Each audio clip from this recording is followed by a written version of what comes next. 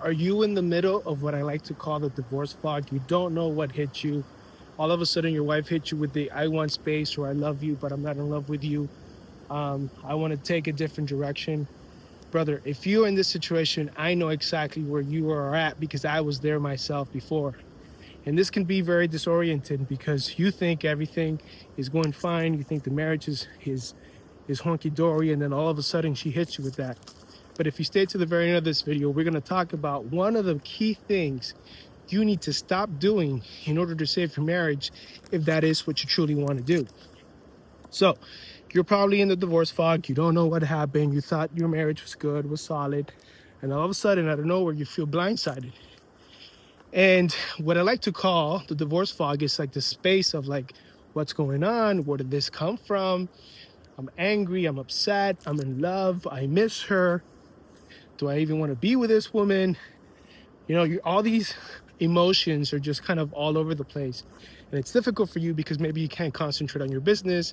You can't concentrate at work because you're trying to get to the bottom of it. Because at the end of the day, you are a guy and you're very logical. And for you, things need to make sense. But for a woman, especially an immature woman or not emotionally mature woman, they don't need to make sense. For an emotionally immature woman, they just really go with their emotions. And that is a recipe for disaster. So if you are in the divorce fog, the F in the letter fog is fear. And that's what we're going to talk about in this video. You need to be very, very careful and not allow fear to be in the driver's seat of your decision-making process. So what does that mean?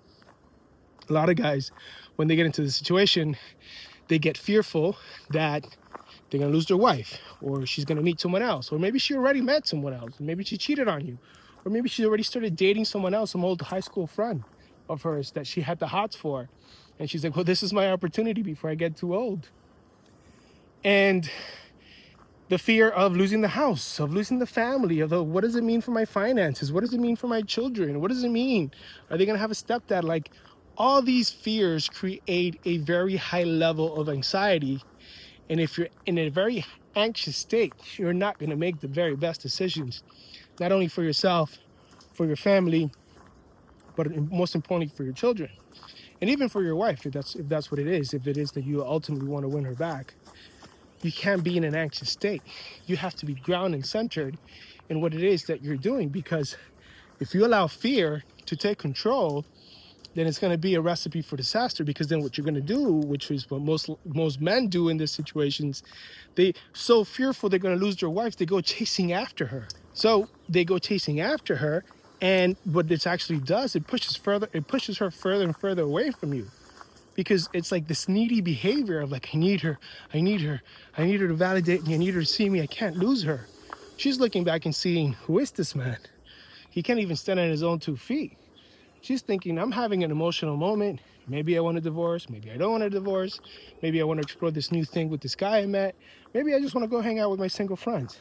Maybe I don't know what I want, and I'm willing to blow the whole fucking thing up. That's what she's thinking. That's where she's at. She's going through her own emotional process. But there's a caveat.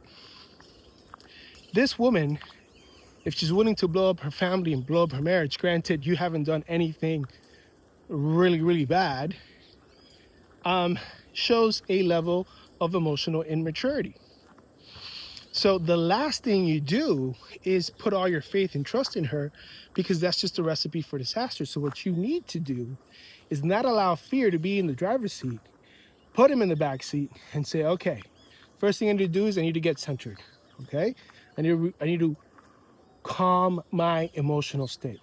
Okay, my emotional state is calm. Then from there, you need to determine and really ask yourself, what is it that you want? Because if she asked for space or you got here, maybe you felt blindsided, but if you're true to yourself, you know that the marriage hasn't been the best as it could be. You know there's been places where the marriage can grow. So you really need to ask yourself, do I really want to save this?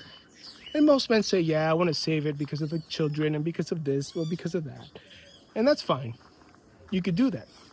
But don't be fearful about losing it, because if you're fearful about losing the marriage and losing the family, then you're going to act from a state of fear. She's going to feel that, and that's going to push her further and further away. Because what she needs right now, in this crazy emotional moment that she's having, that's being led 100% by her emotions, what she needs right now is a grounded man, an anchored, guys see that? An anchored man who's anchored in his truth, who's emotionally anchored, who's not fearful of losing it all, because he knows if he were to lose it all, he would remake it, because he has that confidence in himself. And unfortunately, most men aren't there. I know I wasn't. I was driven by anxiety, by fear, by lack. And it wasn't until I lost it all and I got to the pit that I was truly able to find myself and say, you know what? Dude, it's not the first time I ever bounced back. I'm an entrepreneur. I know I'll bounce back this time. And this is what she's looking from you. This is the type of attitude she wants from you. Not you begging or pleasing or chasing or doing more. No, she wants you to stand in her own truth so that she can respect you again and be like, fuck, I don't want to lose an opportunity with this guy. He's finally stepping up. He's finally leading. He doesn't need me to be happy. He doesn't need me in his life, but he wants me.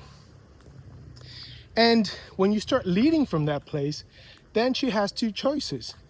She's either going to follow you or test you and try to sabotage where you're going so that she can regain control. And brother, if you fall into her test, that is another recipe for disaster. So you're in the middle of the fog. Do not let fear take over. And this is what we do with men here in our Divorce to Dominance community. We work with men like yourself, businessmen, we're entrepreneurs, we're C-level executives. We're in the middle of the divorce fog, are looking for clarity, are looking for answers. How do I get through this process? What are the steps that I need to take? So if you're interested in working with us, click the link in the description so that we help you and help men like yourself guide you through this process, which takes about a year. You'll be surprised, but we can cut that down in about 3 months or so if you start working with us, and gain the clarity you need to make the best decisions you need to make, not only for yourself, but for your family and particularly for your children, because it is a very critical state that you're in right now. So the conclusion is, do not allow fear to take over. If you're in the divorce fog, the F is for fear. Don't let it take over. Don't let it start making decisions for you. This is your time to stay centered. This is your time to stay focused. This is your time to stay anchored and grounded, because it's only from this place that you can make the best decisions for yourself and for your family. If you like this video, please click like, the thumbs up, and like, subscribe, so it helps the algorithm, helps get this message to other men who are going through a similar situation. And if you're interested in working with me, click the link in the description below. All right, guys, until next time, take care now. Bye-bye then. And remember who you are.